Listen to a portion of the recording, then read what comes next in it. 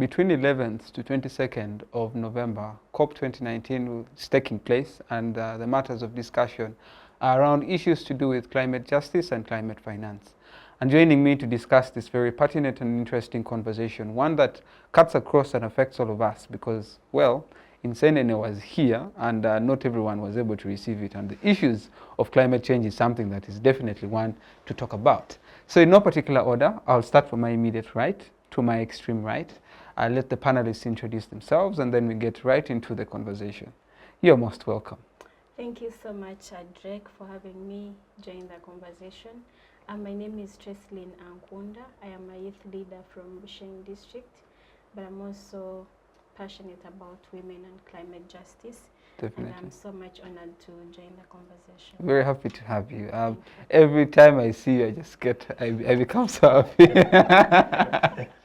Yeah, and it's good to know that we still have very many young, vibrant young people, such as yourself, who uphold and fight for climate justice, but also for women's rights. Very happy to have you, Lynn. Okay. The only gentleman on the show today, and in a very neat tie and nice-looking suit. You're most welcome. Drake, you should have done some comedy.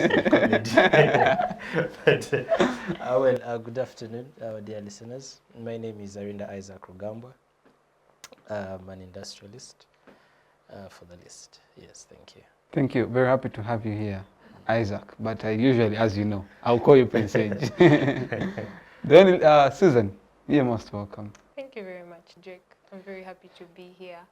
My name is Susan Kobusingye and I am a climate activist. All right. So we have two climate activists and an industrialist. Quite a juxtaposition, but we shall we shall get to the bottom of it. So let me start in no particular order. Prince Edge. But I'll not start with you. I'll start with the ladies. Even when you're the only gentleman on the show today, I would like to start with the women in climate. And the issue of climate change is one that cuts across and one that affects us. In the intro, I said, I just used an example, an analogy to the grasshoppers, what commonly known as Nsenene. Over the past 3 years, they haven't been as much. And people have been, having conversations, what could be wrong? But all this is attributed to one thing, climate change. And as we know, annually, there is an annual event in COP that happens that goes ahead to discuss issues or mitigation measures to adapt, but also to provide solutions to the ever-changing climate in our society. So Lynn, bring us up to speed, but also giving context to the viewers who are getting to know COP for the first time. Take us through what is COP and understanding what COP is, what is climate change in its entirety. Just give us context to the debate. Okay, thank you very much, Drake. I forgot to mention that I'm also a member of the Environment Parliament as a Chief Whip. So I think the conversations around climate change are conversations that are making news now but should have started then. I know for a fact that if we have to talk about climate justice or climate equity, we cannot say so with leaving women behind, like you did mention. And I know that COP is Conference of Parties. We are having it for this is COP 29. And under COP 29, just like other COPs that have happened, this year we are running under a theme of COP Finance. We are looking at a question of financing and also still the other consistent factors that remain, mitigation, adaptation, and everything. So for the previous times that we've had issues on loss and damage, it is sort of a review, because after this COP, it is intended to have a signing on making sure that this funding is actually upheld and given out to people. If you are to talk about climate justice, the principles of historical contribution of the countries that are developed, because these are mostly the largest emitters of carbon that we have that is causing us challenges. So we also have a concept of human rights within climate, because if you do not talk about human rights within the climate context, then you're missing out a point. Human rights in the concept that the policies being passed, are they human rights best friendly? If you also talk about intergenerational equity, here we are looking at, if we are talking about climate justice today, it should still be progressive even for the future generation. To bring it to women is that, for example, I will use a concept of land restoration and drought resilience. If you talk about, for example, land restoration or drought resilience, we all know that in our villages, it is mostly women that are faced with these challenges. If you're in an area where you're faced by drought, then most likely it is the women that fetch the water, it is the women that will walk the distances. And sometimes these are pregnant women, if I may say, expectant mothers. So how do we incorporate the concept of drought resilience or land restoration, for example? If the soil does not have nutrients, we all know that expectant mothers have a certain kind of diet and nutrients they're supposed to take in. And if the soil is not well enough to, incorporate those, then it means that children being born are going to have challenges because of the nutrition imbalance within the feedings of the mothers. But also, how do you bring conversations of renewable energy and transition? Is it incorporating using solar systems to approach maybe a healthcare system? Can we have solar panels, or can we have solar plants within maybe some of these health centers, not entirely relying on electricity, but having solar plants that these plants can be able to support expectant mothers in the wards? Can the lighting be improved? And how do we bring in energy or climate to incorporate it with the day-to-day lives that we undergo as human beings? So basically is that we are looking at having a space, having conversations, but also having policies that are not entirely looking at one category of people, but putting into consideration issues of the vulnerable communities, issues of women, but also issues of children. And through some of these approaches is that we can all front. I know when I was young, we used to have water harvesting within. Nowadays, it has changed. People use drums and everything. You'd store some food in granaries, so that when that time comes for drought, you're not out of food, or you do not have to walk all those distances to be able to find something to eat. And so progressively is that if we still continue to advocate and also have such platforms and engagements like we are having here, I feel we are making our contribution, and each one of us can make a contribution on this conversation. All right. Yes. Thank you. That is a very robust context to the conversation, traversing human rights in climate, traversing mitigation adaptation measures in regards to what has already been happening from the practices that we used to do indigenously, among others. We shall interrogate that further, but let me also get the context of the industrialists in the room. We have heard from Trassyleen, and would like also to pick your insights on how you're going to go about this particular debate and conversation. Well, thank you, Drake. The question of climate justice and equity, and particularly for COP29, climate financing, comes with mixed emotions in terms of developing countries, and then of course when you look at North America, Asia, and the rest of Europe. And when we are talking about it, we talk about it with heavy smiles and a good sense of projection into the future.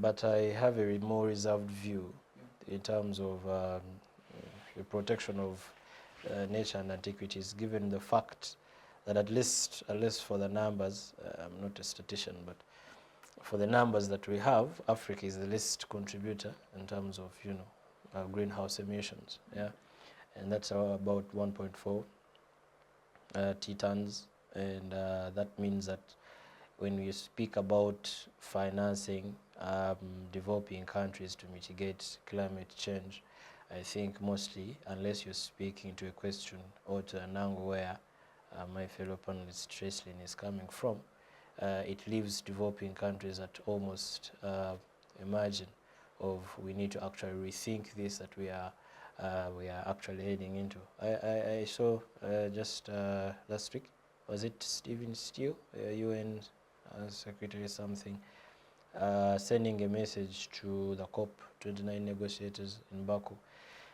And their whole thing is equipping developing countries, but I'm not seeing them equipping themselves. And, you know, so I think for me, as an industrialist, especially from, yes, the so-called developing countries, I have reserved views in terms of climate change. I hope those reserved views are going to come out in this particular debate. Perhaps. Yeah, not perhaps. I hope they do. It's all right. Thank you. We'll definitely interrogate that according to your angle and get into those views that you hold dear to your heart. Susan, what angle are you going to take this debate? Climate justice, climate equity. Before I talk about climate justice, I would love to say something that I think has been said a lot, but I only feel safer when I say it. Climate change is one of the most pressing issues that we have in our time now. And we can't talk about climate change without talking about climate justice. For climate justice, to understand climate justice, we have to understand that right now we have climate injustice, whereby the people that are contributing most to the emissions and using the fossil fuels are not really feeling the impact as much as the people who are contributing the least amount of emissions. And this is very dangerous because now the ones that are emitting the least don't easily adapt when climate change issues come up, and they suffer a lot. Trassyleen had already talked about the women, the pregnant mothers, and them being in rural areas, having to walk long distances to get water. Those are effects of climate change when we have drought in our communities. And yes, for climate justice, it's just having fairness around if we are suffering, let's all suffer this way, let's all suffer the same way. But then there are people who are suffering more than others, and yet they're not contributing the most. And that is why then we have the conversation of climate justice, Yes. because since we least contributed, let's not talk about Africa's context, we are the lowest emitting continent, and yet particularly in sub-Saharan Africa, we are the most affected with the effects of climate change. Yes. And the idea is poor people are hit hardest when it comes to climate change. Yes. In the years 2021-2022, a report showed that approximately 55 million Africans, particularly in sub-Saharan Africa, were directly affected by either floods or drought. And all those numbers are in sub-Saharan Africa. So when you then highlight the issue of climate justice, is something that we have least contributed to the climate change that we are experiencing now, and yet we are the ones that are facing the extreme effects of climate change. And that is why COP29 comes in handy, because the conversation around climate finance is very crucial. Thank you very much. Trassyleen, Yes. Climate finance, after understanding the context of climate justice, Uganda, East Africa, and particularly the sub-Saharan African countries that are greatly affected by the effects of climate change, calling out for a cry that they need to be supported financially to adapt and mitigate to the effects of climate change. The previous COPs have still done the same. Why is COP29 strategically located that we think will achieve the ambitious missions and visions that the previous COPs have provided but have, barely achieved? Okay, so to begin with is that Africa as a country, Africa as a continent is, I want to say struggling, but we know that over time we have relied on aid from the different other continents. But now it comes in at a point where we are in a crisis that, look, what is happening is not entirely because we are to blame.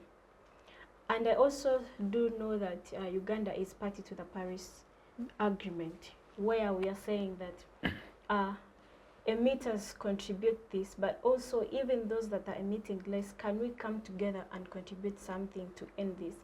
Because it would not also do any us good if we say, now you see, for us, you are not causing that. We don't care what We ignore, happens, yeah. because trust me, what happens is there for us and is there to happen to us. So I've also equally had people have conversations of, you know, why should we talk about climate? You know, we have poor roads, we have what? But all this has a connection with climate change. I equally know that when you talk about financing, right from the loss and damage time that we had the loss and damage effect passed, is that I think not so much will actually come out, but I think because this time we have more of other round table, smaller conversations, young people coming on board, women coming on board, persons with disabilities coming on board, having those conversations within their specialized form. And so it becomes a bit maybe easier to front and say, look, women, this is how this is affecting us. These are the numbers. This is what Uganda is facing as a country. So how do you contribute financially to this? I was actually very happy that at least this year we are having less people represent, because the other time it was really looking very bad, because even it doesn't matter that you need to be 1,000 people to table your idea and get it presented. In your small collections, are you representing the National Environment Management Authority? Are you representing maybe climate something within the country? How do you, because I think sometimes we lose the point because we've not understood the language of climate. The language itself is a bit more of a diplomatic language that people do not understand, or it becomes hard to explain. If I go to my village and someone tells me I need to explain emissions in my local language, it is going to be problematic. Or I have to explain carbon, it is going to be very problematic for me to make people understand that this is actually the effect. So through the idea that even as much as you are fronting financing, it might be there, it might not be there. But whether it is there, how do we within our localities still contribute, you know, to this effect? Am I the same person maybe that I am cutting down trees each and every time? Or am I the person that is growing trees or planting trees? Because people plant them today and they don't care what happens tomorrow. Are you growing the plant or are you growing the tree? And then what kind of trees are you growing? Is it an indigenous tree? Is it an indigenous plant? Or is it a drought resilient crop that even when drought comes in, you still can have a way out? So the mitigation part is that in as much as the climate financing might come, it does not reach everyone. And also, like I said, that the language is a bit more diplomatic, that it becomes even confusing to the framers or even those that intend to understand it in the simplest. You would hear terms like carbon footprint, Exactly. carbon emissions, Exactly. carbon market, and someone is wondering, what are these guys talking about? What is that? What is that? And when you say, no, put it in our local language, for someone in Trassyleen, Jimmy to understand. just to lighten the mood, how would you have carbon footprint in Rugambwa? I don't even know. And that is why you need to localize the conversation. That's what I'm saying. Yeah. So the language is very, very, very diplomatic. So the issue might be that while we wait or while we await on the funding, we still can do something. You know, even when that money comes, by the way, it always disappears. I don't know.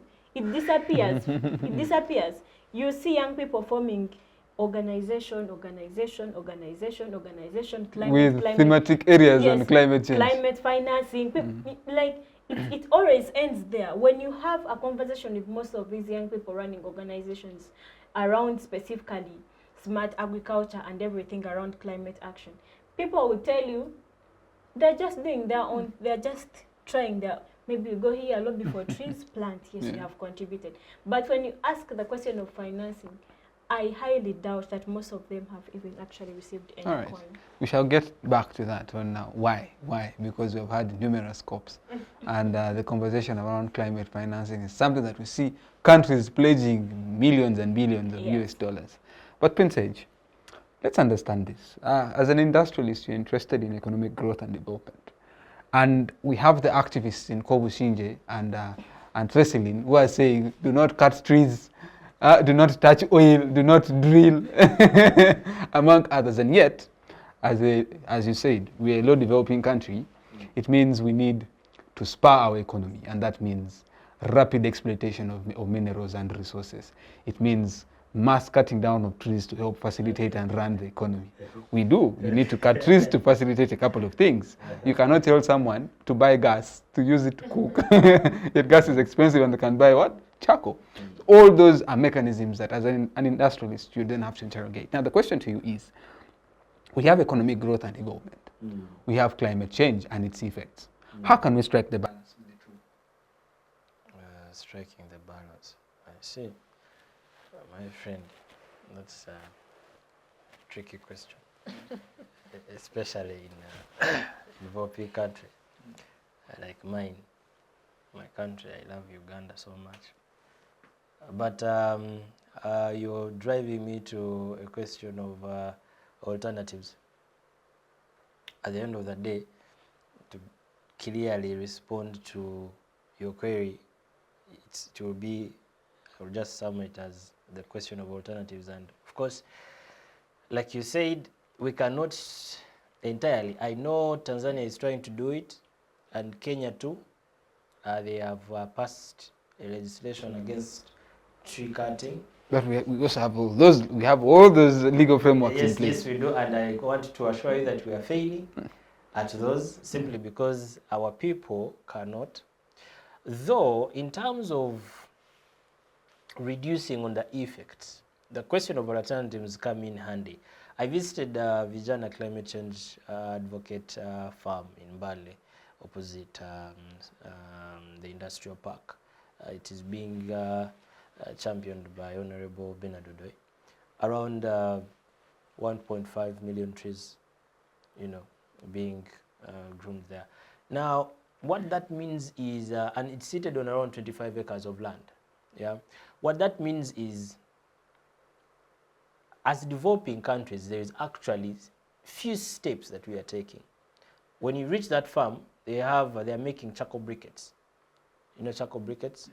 So now they're trying to turn waste into something more meaningful, which eventually will now go back to the quality of soil that we have, and then the quality of food, and then we shall go to Traceleen's issue of, the nutrients and whatever, and then the women and the society at large, which is beautiful, but it's just not enough. In a space whereby these alternative measures are not satisfactory, what is the ultimate thing, or what is the ultimate solution to, the question of climate change? Greenhouses are not about to stop. Actually, in Africa, they're just sprouting because it's almost like a new idea. Carbon, the question of carbon, I think the best people that are trying to tackle the question of carbon is India.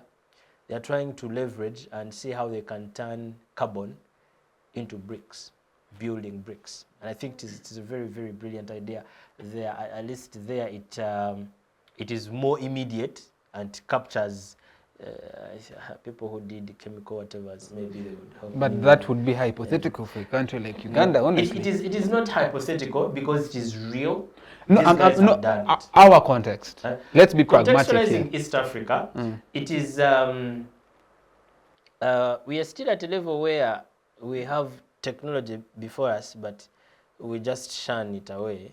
We're a little bit maybe scared to depart from our old selves, which is of course a bit dangerous. But it will, if the worst comes to the worst, which of course for the leaders we shouldn't wait for that. I would rather say we actually champion that. It might seem at a first glance as a little bit expensive, but if you're going to save the country, if we do not have a good environment, we are almost existing in a whole piece of hell. All right, Susan, I just want us to check this angle. Definitely we need those alternatives, but pragmatically speaking, we are in a disadvantaged position. Speaking of disadvantaged position, climate in the context and in the conversations of climate change, we have the vulnerable community. And under the vulnerable community, we have at the topmost women. And women are affected in various aspects when it comes to the effects of climate change, in regards to response to disaster, in regards to their personal sexual reproductive health.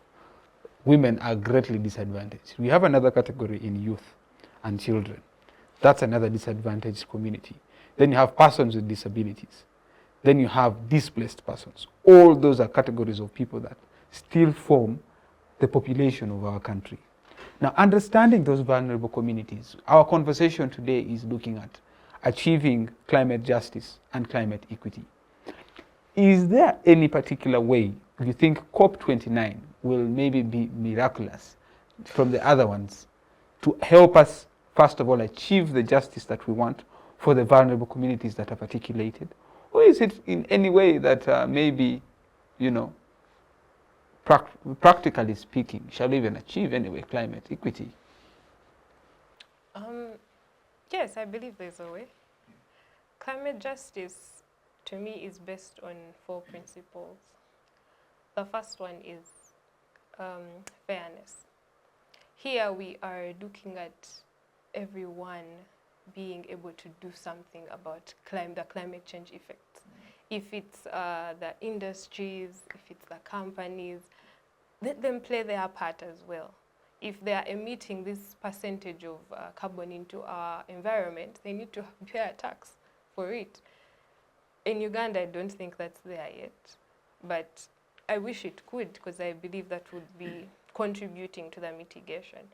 And another principle is accountability. Here we are holding government, we are holding the companies, again, to be able to take responsibility for the damage they're doing. We also look at participation. Here we are looking at those vulnerable people you mentioned. I would love to add a category of people living under the poverty line. Those people. But we are 41% of the population are poor people. So I don't know how exactly you're going to categorize. It's just yeah. So those people are also. So I think we shall fall in that category. Because climate change is also affecting you in a way. Definitely, because remember we said remember we said climate change hits poor people hardest. Yes, it does. And now imagine the vulnerabilities that women face. And imagine you're a woman, you're poor. You're poor and you're disabled. You're a youth. It becomes. Yeah, youth. You're young, you're poor. A child, your parent is poor. It is obscene. Yeah. And that's why we're having this conversation of climate change and climate justice and climate equity. But the question still stands, is it achievable? It is very achievable. It's just that transitioning is so hard. Transitioning is so hard. And he had mentioned how we are even, as Africans, we find it hard to transition from manual things to technology. And but my dad still drives a manual car, and he says, I cannot drive an automatic car because I won't feel like I'm driving. But if we could just get past the transition line and put in, start small. As individuals, what are you doing in your homes? But even when we start small, when I asked her to help translate the word carbon market in Runyankore, she couldn't. How can we start small, yet the majority of the population cannot understand how would you call climate change in your language? Climate change in my language, I don't want to. So how can we localize that conversation? So the thing is now, localizing the conversation to let everyone appreciate it. Yes. But you have very valid points, which I now want to bring in Trassyleen. Trassyleen, localizing the conversation. We have 41% that I am using statistics of 2021. And we know the recently concluded census would provide that we are on a different scale in terms of poverty. So that means we still have more people being affected by what? Climate change. Let's use case in point. Chitezi. How many people lost their lives? That's just one sad incident in Uganda here. In Bududa, how many people have lost their lives year in, year out? Because one, they do not have any money to relocate. Even the government could be because they do not have the funds to possibly determine when a disaster is to happen, or maybe they do have the funds but they're just negligent. Now all that comes into place. The equity and climate justice. How much can third world countries or low developing countries that are greatly affected by these effects of climate change that we barely had a hand in, but right now we do anyway, because we are greatly as well now contributing, because our actions are contributing to that. But how much can we stress the argument of climate finance? As you said, the money is not reaching us. Now, how can the money reach the poor person who is down there in Rwachitura, who is down there in Nakapiripirit, Napak, and across the board to access it? Okay, thank you very much, Drake. I think one thing that we must put first forward is climate education. Climate education within even our local languages. Climate education.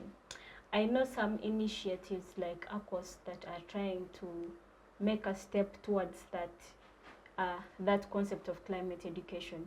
And climate education should not only be within schools, it should also include people in the informal sectors, people in the formal sectors, but also even the conversations. Our parents must understand climate justice and climate change.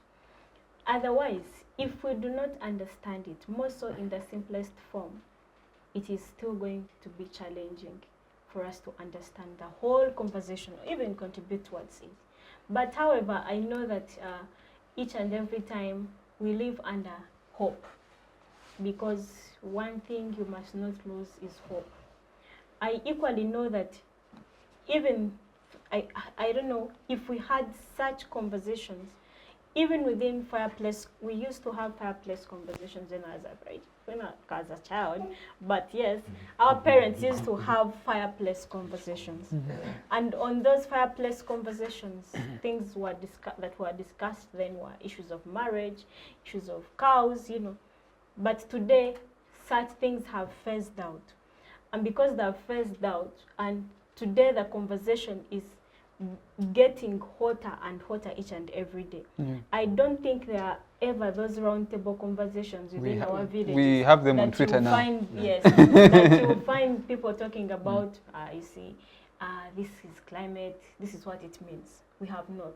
The role of intergenerational feedback and knowledge, that people who have been in the system or people who actually understand conversation, can they break it down to the simplest? Trassyleen, let me just allow me to interject there. When you mentioned intergenerational, there's a way you termed it. Yeah, that intergenerational gap and relation. It got me thinking. There is knowledge, indigenous knowledge, that our forefathers and grandfathers possess in terms of knowledge on how the soil reacts, on how the weather reacts. And even culture. Definitely. But have we taken even initial steps to see ways on how to capture that knowledge, that indigenous knowledge, to maybe try to modernize it to assist us in the fight against climate change? Because it would be much more simpler for the indigenous person down there in the village to rely on indigenous mechanisms that are used to, instead of you telling me use irrigation mechanisms, yet one, we cannot afford, two, they even do not have access to. So how can we find ways, innovative ways of trapping indigenous knowledge and then putting it in a way that we can modernize it and help people adapt and mitigate to climate change?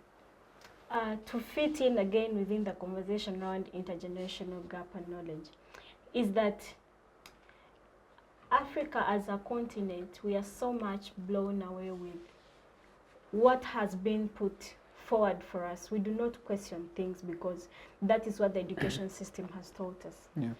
I well know that while today someone finds it okay to have irrigation as a system of, watering plants and everything, yet then we had now culture and people perceiving culture to be bad while they perceive technology to be the way to go. You all well know that within your communities, there are people in my language, they call abamzvenjura. People who... Maybe for viewers who do not understand yes, the language. I'm going to do that. People who actually, I don't know what they use, but they can make rain and they can stop rain. You mean rainmakers?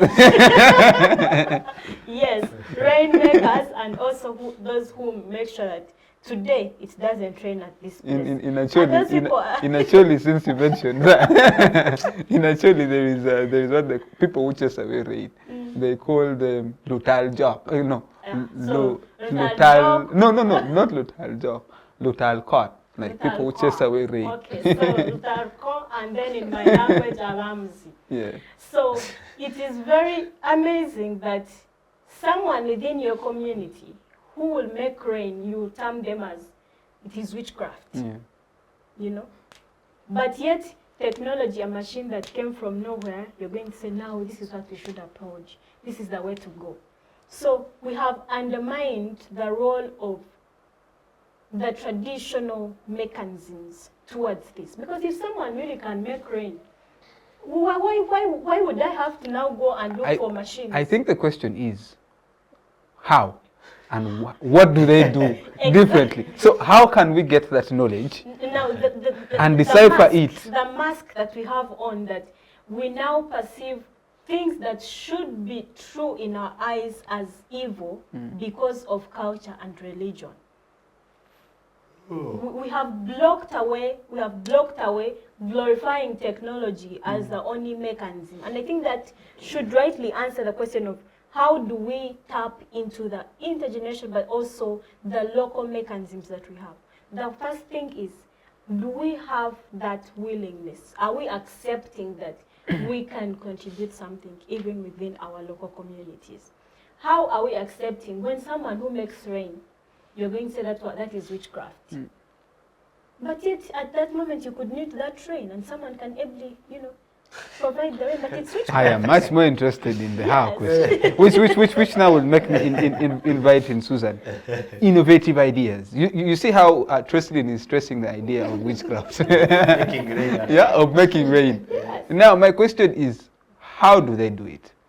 What innovative ways can young people in our African countries, in our societies, decipher that information to the layman understanding, to at least maybe help us in the mitigation and adaptation? Yeah, putting aside the ideologies of religion, Christianity, and all that, and then looking at mitigation and adaptation. Because the fact is, climate change is here with us, but we need to adapt, we need to mitigate. So how can that information in terms of the rainmakers, how do they do it? How can we decipher that information? It could be a code that they know that if we do this, we shall experience rain. But of course, climate change will still one or the other affect, but also people look at rainmakers as evil people. So what innovative solutions and ideas can we come up with to decipher and incorporate indigenous knowledge and indigenous practices to help us with mitigation and adaptation? Thank you very much. I think the reason why people don't really like the rainmakers is because they don't understand it. How do you stand somewhere and rain comes? So the technology is much more explained and they feel safer with it. As for innovation and coming up with better solutions to mitigate climate change, I believe us as the youth, we are doing our best to be creative and put ourselves out there and find information. Of course, we're not going to our grandparents because, as we said, we feel it's too spiritual and now we are religious and it's just a lot of confusion. But still, I believe we can still go back there and talk to them, ask them, like you mentioned, the soil and how we can make the soil more fertile, what we can do to grow crops better. But I believe there are also there are other innovations, this side of technology, that the youth have come up with and that they have studied and learnt about in more developed countries than us, that they can bring back. The only issue is at times when people get into these places and they actually get the finance they need, they do not use it for what it's needed for. like Trassyleen mentioned, the money disappears and you don't see what they're using it for. But then people can come up with different innovations through educating the youth, the other youth obviously in the community, coming to them and telling them, now you see, we could do this with our rubbish. Waste management is very important in Uganda. I actually believe we should focus more on waste management than planting trees because of what happened in Chitezi. And if only we could embrace the technology that's coming in, like he had mentioned, there is a technology of turning your waste into something that's better, in reusing your waste and following that thing we used to do in primary of reuse, recycle, reduce. Those are there are very many innovative ideas out there, and we just have to tap into them. Yeah, definitely. As we edge towards the first half of the show, we have talked about the innovative ideas. We have interrogated climate justice. And as we enter into the first half of the conversation, an aspect that I think will still be crucial to talk about is where we are as a country in terms of development. I'm still bringing back this conversation because we need to develop. There is need to develop. We have a fast-growing population with majorly young people who need employment. We need to have access to all these technologies, to all these things that are coming up. But all these things that people need to have access to needs to be manufactured, and that means more industries needs to be established. So how can maybe the government come in place to further implement the laws that are in existence, to maybe see to it that principles such as the polluter pay principle is further enhanced to help with mitigation in more vulnerable communities? Drake, you're pushing me to the corner of legislation. Now, legislation is a bit tricky in this country. We have all this system of laws existing, and of course it's beautiful. But of course, enforcement is the question. And the question of enforcement comes with a lot of reservations, because one, we have policymakers. I saw the other time our Honorable Minister, the top tier financial institutions putting a rate of interest rate of 33.6% per annum, yet some banks have actually been giving at 21 and 28. And of course, I was blazed. But going back to the conversation, I want to respond in two angles. The angle that looks at developing countries at a disastrous end of the line, and also an angle that looks at the developed or the other side of the world as the symphonies. Yeah, this side, I can say the reason as to why we have less response. Our response to climate change is not the same to malaria control. The question is why? Because we have felt the impact of malaria. It has predominantly been here. But we have also felt the impact of climate change. We have, but not at the level of causing. You get the causing. Let me give you examples that actually has spiked the rise in the questions of climate change. Remember, a year ago, in Karamoja, over 2,000 people lost their lives and counting. 2,000 only reported dead in Karamoja due to excess drought. That is one example. Chitezi, lives of children, women lost due to waste management, due to lack of waste management that all comes as a result of climate change. Another example, Bududa. Ever since we were children, from primary school, we have seen newspapers of landslides in Bududa. Another simple example, Kampala roads, the floods. So what other extreme extent do we then need? I understand. I am alive to those examples. But they are coming from more of a natural cause. So people are not feeling it? No, they have felt it, but things concerning, for example, there has been a discovery in Congo, a copper mine. It's a mountain of copper. And how did they witness it? Out of the blue, the land just started. You get. that you have no control over it. Even if we had the finances, you do what about it? But I'm talking from an angle where Europe has more than, because those guys are emitting 7.1 per person of the carbon, you get. Now, Africa here, it is 1. It's 1. Actually, some reports are giving us 0.8 tons. Now, the other side of the story that you have, is it genuine?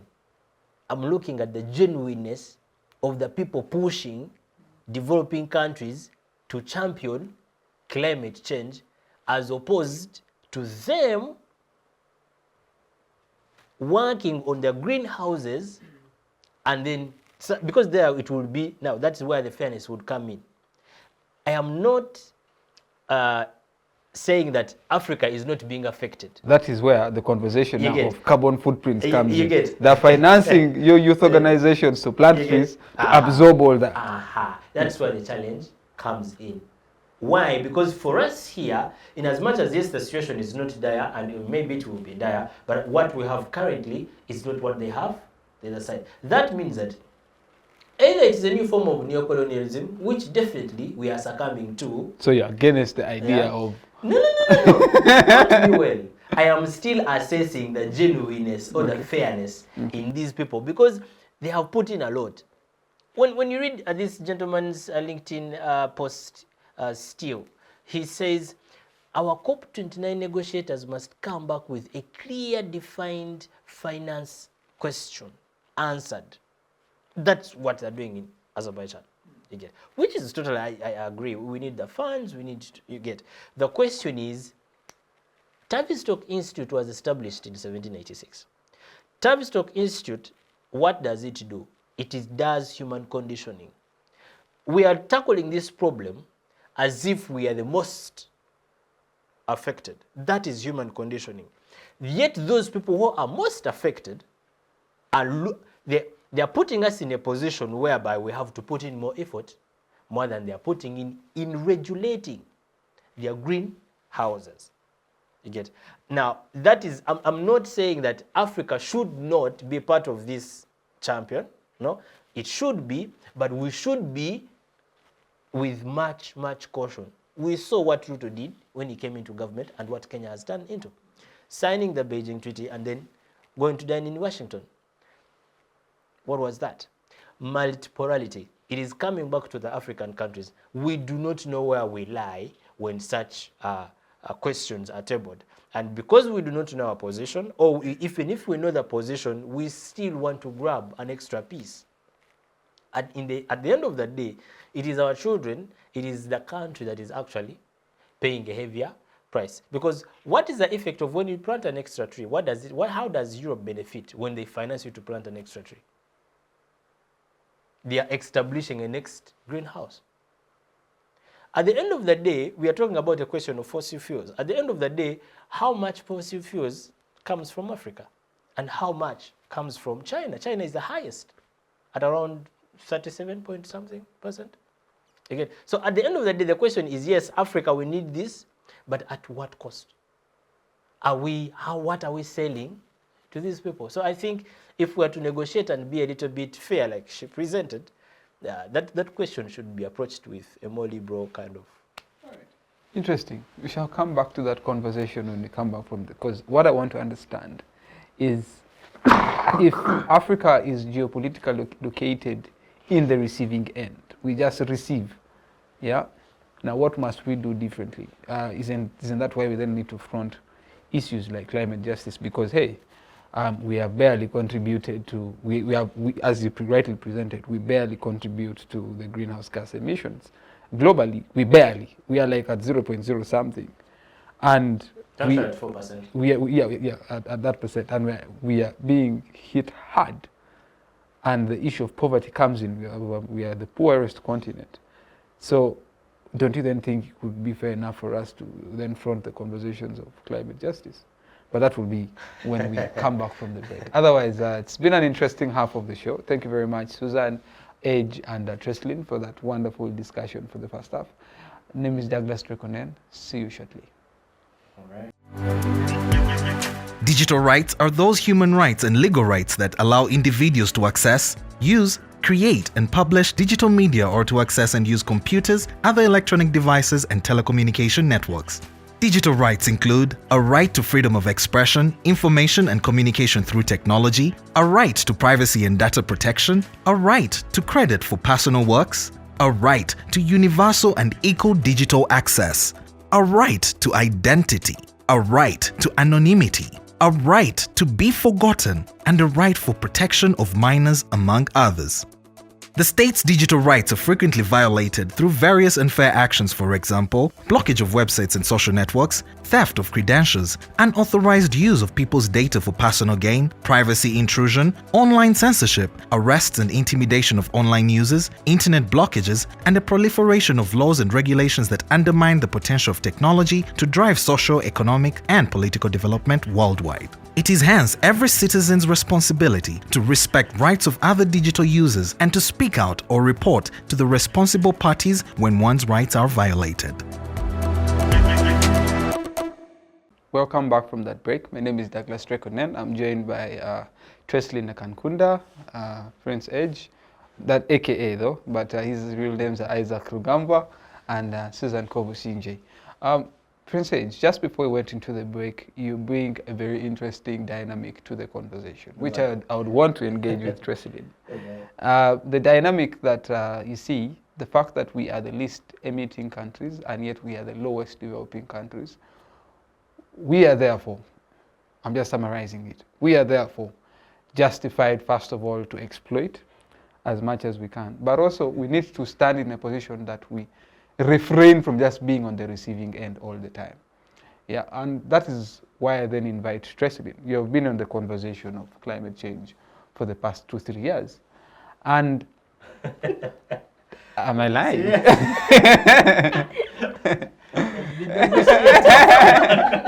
Definitely, Trassyleen. Let's get into this conversation. So as someone who is also the whip of the environmental climate, yeah, and it's very important for us maybe to get a different context to this.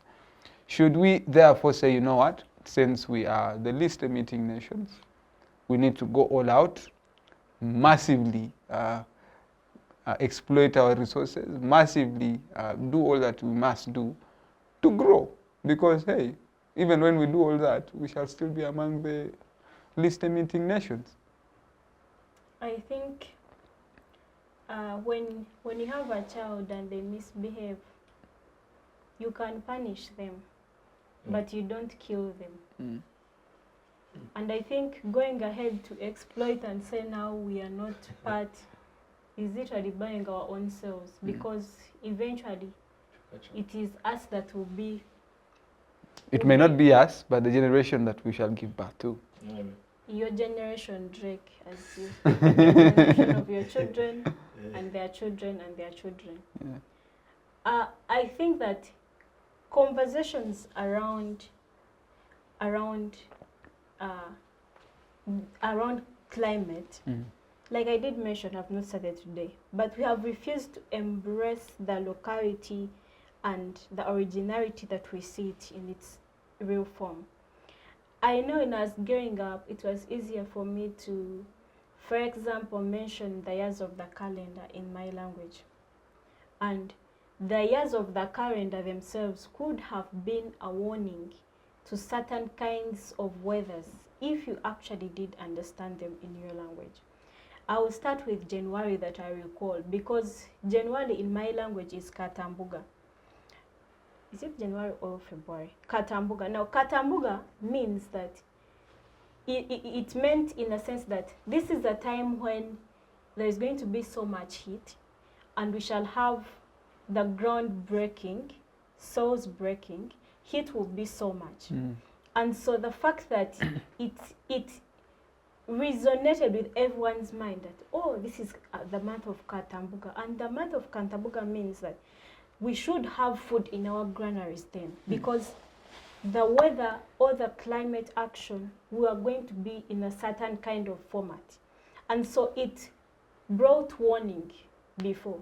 But today, the warnings we are waiting for is weather forecasting, something which you are either going to follow on TV or on radio, and if you do not have that, then most likely you're not going to know.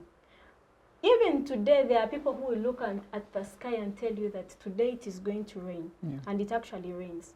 But when someone warns you in that format, you'll be like, ah, well, you're lying. Because naturally we feel we are not part of the solution entirely as individuals. The solution must be because I have watched the forecast on TV, I have watched, you know, I've listened to radio something. So while we say that we are the less emitters within the smallest means, within the smallest unit that we are in, we ought and we must do something. You cannot keep saying that. You cannot say that since we are not doing much, why should we bother? And by the way, it is time that we also realize, as young people especially, this is an opportunity for us. I have seen very many people do advocacy and activism online. And these are platforms that can join all of us to contribute something. I've also seen young people as solar installers. This is a contribution that you can make. I have also seen some people that are trying to break down the language into the simplest that it can be. As to whether they are tackling which number of people is a question of another day, but they're doing something. I have also seen some schools have debates, even right from primary, have debates and conversations around climate action. If you are to talk about a sustainable development that we are yearning for, right from the Millennium Goals, and then they're like, no, now let's have sustainable development goals, and then we are saying we have Africa Vision 2063, and then we are saying, no, we have also Vision East Africa 2050, and they're saying Uganda, we have Vision 2040. All these are looking at sustainability. And sustainability can only be achieved if it is actually sustainability and inclusive of everyone, regardless of who you are. Inclusive that we are not leaving anyone behind, but we are also reaching the farthest behind. How do we pull up? You know, if, for example, I have seen very many people with these bicycles. Makerere has the digital bike something up. And very many students within the university now, you pay some money and then you get your car bike and you move to your class and then bring it back after some time, or move to your hall where you stay.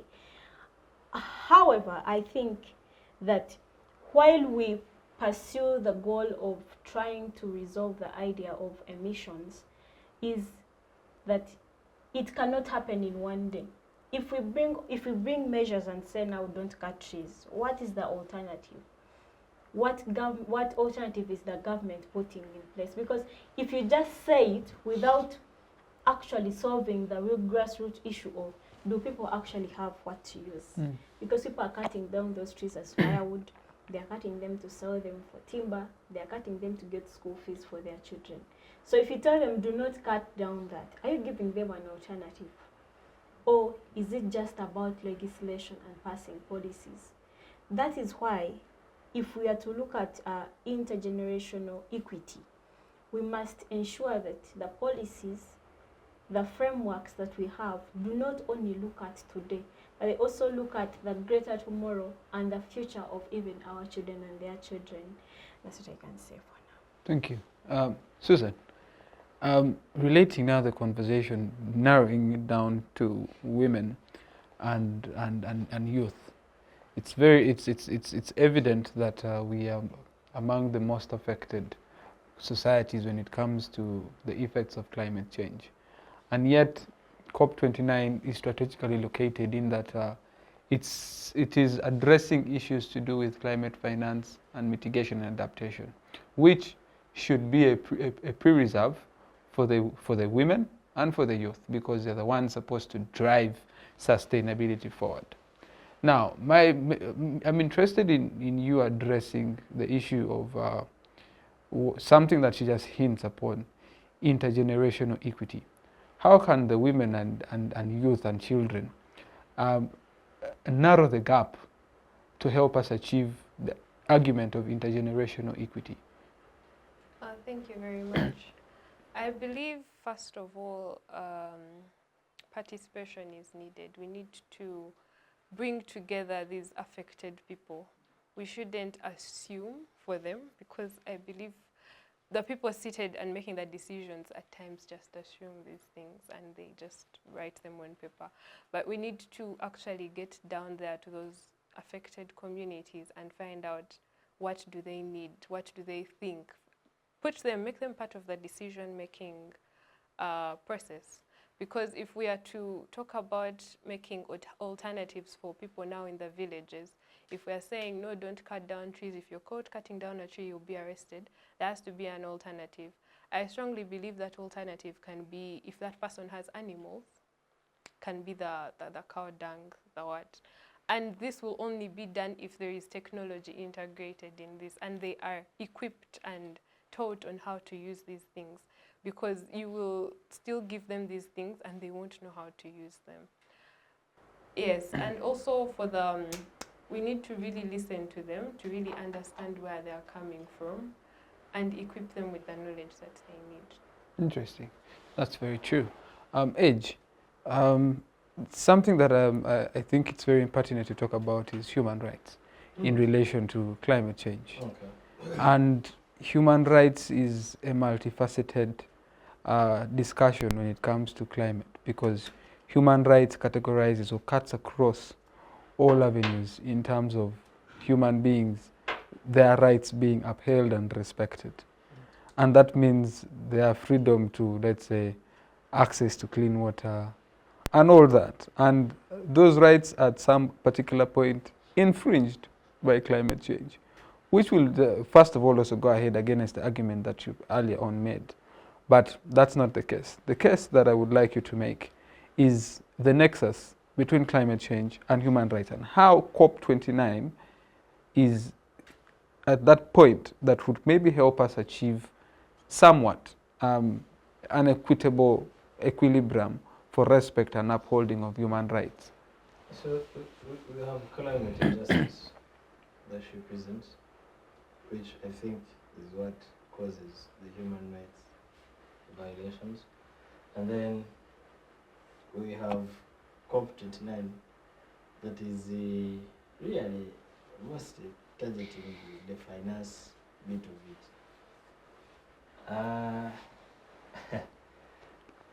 COP29, already I have reservations against COP29. Or you just have reservations against generally the idea of climate change? No, not really. We are talking about financing, and for me, financing from the Western side, it means not just mere financing. Yeah. You want to invest in something that will make what we call ROI. And when what's you an look at ROI for someone who return on doesn't know? investment, you want to know if Europe is willing to inject $5 trillion in Africa or to the so-called developing countries, which definitely is Africa. Where is their ROI? You know, and again now it will come to, are they actually been looking at human rights? The question of human rights usually has been used to cover sway. up, yes, to cover up the political injustices in the developing countries. Very many presidents have invoked that card of human rights to enter into Europe, to have those talks with Washington, Beijing, China, whatever. Which China, on the other side, does not look into so much in your politics. They look into now seafooding from your pocket directly. They give you a road and then you have to pay for it for the next 30 or so years. Yeah. But of course now, coming back to contextualize climate financing, it's a beautiful that we are talking about the financing or paying for your sins, and I would directly hit that to the Western side. But again now, when I come back here, at what cost are they paying? They might actually be buying something more valuable than just, you know, the money. Like I said, these guys, they are users. Yeah. You get. When you look at the COP29 negotiators, And I wish I could actually have a chance to listen into those conversations and the resolutions. They already have resolutions actually made. These people have gone there to paint a picture to us or to Participation. the world. Yes, participation. They are not inclusion. They are not. They are the Professor Ndevesa said they are being. Are you being participated or you are participating? So they are being participated. They are not participating. Which of course now, again, back to Africa is at a detriment. Why? Because now, yes, let's say the money has come through, and Trassyleen already told you that even if the money comes through at the end of the day, she never sees it. And I think I agree. Why? Because already at the national level, they know that we're actually not doing as bad as what this money has come to do. So definitely, going back to the grassroots and to polish up or to mitigate what would escalate, they don't. We saw how it is now hard to first spring into, to be a blowout.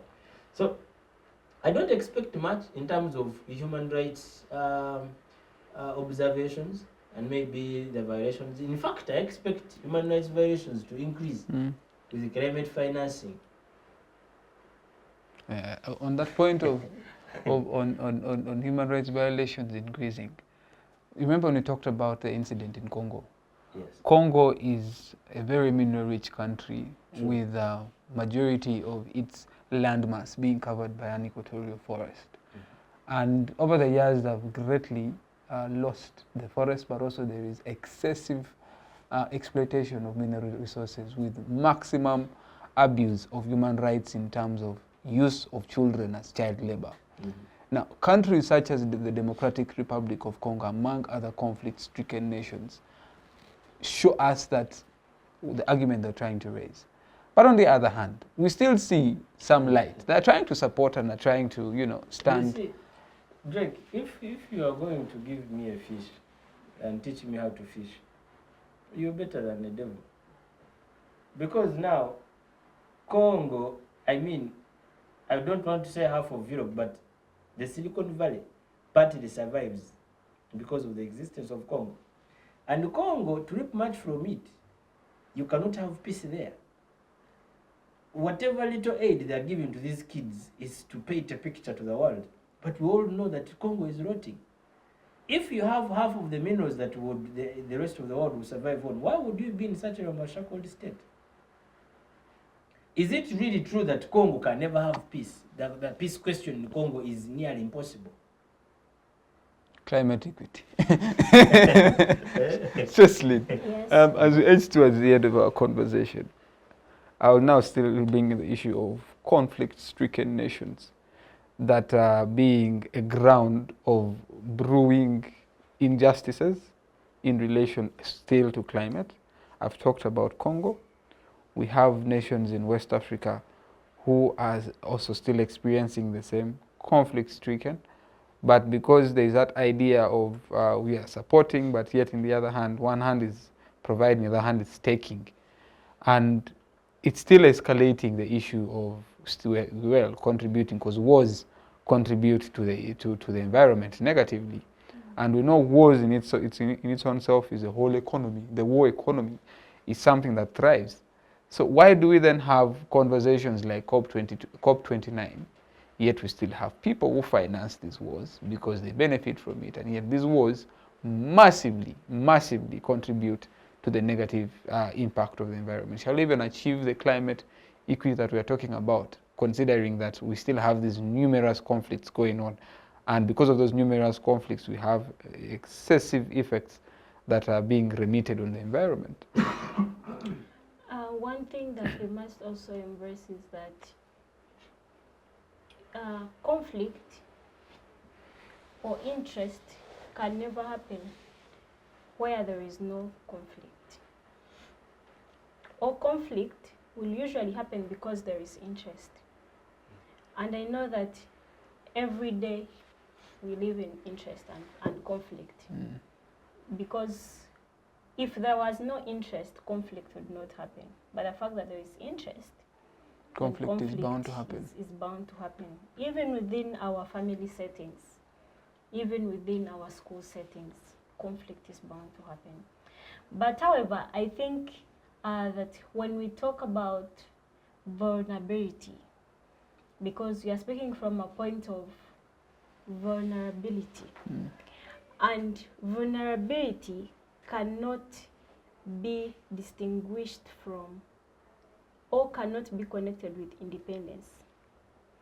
If you're vulnerable, you will never be independent, because somehow someone has come to your rescue and you compromise what you think should be. Or someone has come to help you out and you feel like whatever their terms are, yours is to just nod, because you're already coming from a disadvantaged point of view.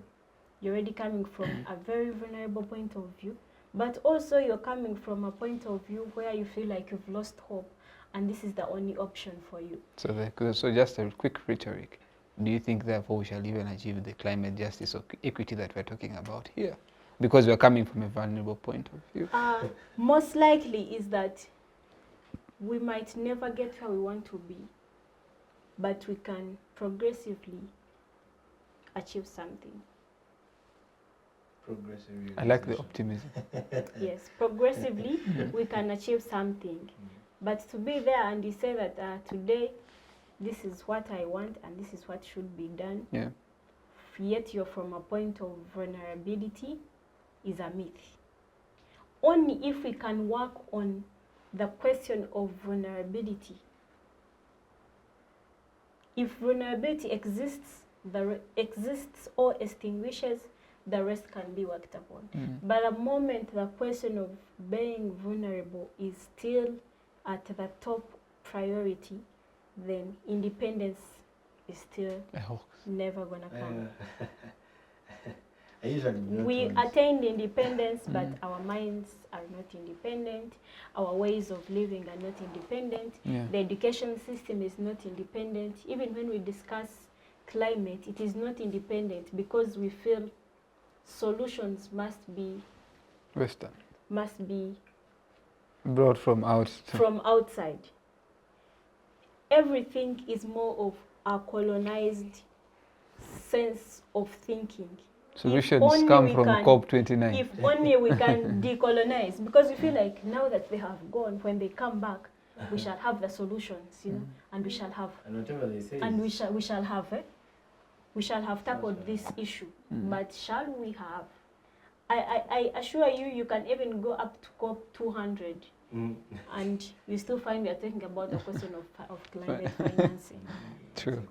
So we must, but the end point is that we can do something. We can protect the environment. You can contribute, even if it is an SDG, even if it is, you talking have like to make sure what you that do you greatly. incorporate the climate part into it. If it is, because the punishment is grave, even when we have not done much about it. So just do something within your means, little by little, but do not do in a way of, this is a vice that must be dealt away with today.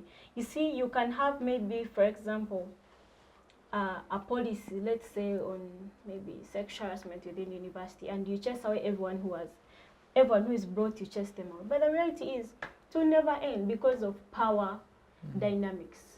Who holds power? The moment we still have, this one is powerful, this one is not powerful, the one who is not powerful is going to be exploited because of power shifts. If we can only have shared power, then maybe would hope for the best. I like the optimism, but unfortunately we cannot have shared power. Anyway, Susan, as we end the show, your way forward and concluding remarks. My way forward is very simple. As individuals, there's something we can do. There is that little thing that you can do. As a teacher, you can teach in your classroom, teach your children about climate change. Tell them what they can do. Let them be able to play their part. Because if we now decide, it's like we're always trying to just attack the higher powers and say, like the way they want the companies contributing a lot to fossil fuels to stop. If we just keep on attacking the higher powers, we won't be able to get the climate justice that we want. Let's start small. Let's get down to our homes, to our families, our communities, our schools, and try as best as we can to start climate justice there. Yeah. And it will sprout out. Definitely. Trassyleen. Yes, we can do something. I forgot to talk about the climate part, litigation. We've not had so many cases brought to light and people punished because they are so and so. Someone will come, will take off a whole swamp, build up an industry, case will be in court, tomorrow it will be off. Nothing was done, and the same goes like that. So this should be a call to also the judiciary and everyone in that capacity and mandate to make sure that you bang the table. We need to see those results. Because if those that we see in the limelight are never punished, people will think it's okay, they can do it, they can do it. And also lastly, just like in Susan's words, I believe you can do something. I can do something. Douglas can do something. Arinda can do something. And Susan can do something. Yeah. No matter how small it is. It could be a tweet. It could be something. Keep doing your thing. Someone is watching and you're also contributing. Thank you. The gentleman. Drake, as we end the show, 2 to 3 points. One, I want to. Are you poor? That's a very personal question. Do I look poor? Are you rich? Should be the question. Then, And then she says, poverty is too direct. No. I am Okay. Beautiful. And this is the point that I wanted to make. Then why are we called less developed? Why are we actually even having this discussion? You see, her presentation, power dynamics. We actually hold the power. We do not want to believe that we hold the power. We just experienced it here. When you look at Africa, when you look at Uganda, multipolarity, disintegration of these borderlines, look at the culture that we have, cultural diversity or cultural capital, look at how well endowed mass of mankind is. You cannot afford to say that we are poor or less developed, yet your actual development, look at France reserves, look at the gold, where is it coming from? Here. So the moment we change, I think my conclusion is the mindset change. The moment we work on that. Be colonized. Yes, the moment we work on that, I think we are a step to getting where we want to be. Then we can ably negotiate our way out on the round table. But unless we do that, unless we take it upon ourselves and say, okay, this is who we are, this is what we want to be, and we are comfortable with actually what we want to be, telling us, someone hitting it to your head that, Drake, you are poor, it just keeps you down. You're just pushed in a shithole, just down there. And then if you keep telling me I'm less developed, then wait, show me the development. Where is it? It's never there. So I think as the youths in this country, as the stakeholders who are up there, people who can uplift this, and let's maybe shift from working in individual basis. I remember one of the questions I asked when we had just started the show was, do we have a tech university in Uganda? Or do we have a space where if I had an innovation, I would take it to government, and maybe government would scrutinize it and polish it and build it, and maybe the country or maybe Ugandans can benefit from it. We do not have that. And what is done, people who try to come up are actually even sourced to other countries, and then why are we actually having a question of development? So I still think that in as much as Africa is comparatively the least emitter, we have a responsibility to guard that we have. To our leaders, and of course I will send an outpost message, please, let's stop voting sugar about soap. because where we're headed, we have seen our current parliament and we've seen their journey. What have, you know, it has been a little bit, not a little bit, very shaky. It's on very shaky grounds, very shaky footing. So we need to know we have leaders who actually stand in for the country. People who want to see Uganda, not as they have found it or to symphony from it, but to build a country that their grandchildren would actually be proud of. All right. Thank you so much. Powerful. Thank you very much, Trassyleen, Isaac, and Susan, for those wonderful and powerful messages that you have put across in this particular conversation. Personally, I have enjoyed this show. It's been very enlightening and also a learning experience. And to our viewers out there, thank you very much for staying with us up to this point. To the technical crew, Ronald, Brittany, and Paul, thank you very much for making this possible. And to Center for Constitutional Governance for making this possible. Thank you, and see you next week, same time, same place. Bye-bye.